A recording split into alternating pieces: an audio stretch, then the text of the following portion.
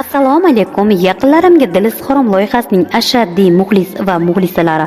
Mikrofon qarshisida Malohatxon Haqnazarova. Ba'zan bir og'iz so'z butun umr esda qoladi. Ba'zan bir dil izhori yillar davomida yurakni isitadi. Men esa sizning yaqinlaringizga aynan shu issiq tuyg'uni ulashishga yordam beraman. Yaqinlarimga dil izhorim loyihasi bu shunchaki loyiha emas. Bu qalbingizdagi eng nozik tuyg'ularning ovozi.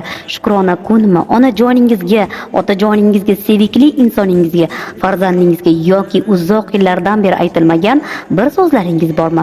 Men uni eng chiroyli, eng samimiy shaklda ifodalab beraman. Siz ayta olmagan, ammo aytmoqchi bo'lgan so'zlaringizni men yetkazaman. Har bir dil izhori sizning muhabbatingizni bir parchasidir. Bunda biz sizga yordam beramiz. Yaqinlaringizga quvonch ulashing. Yaqinlarimga dil izhorim loyihasi bu eng yaxshi tanlovingizdir.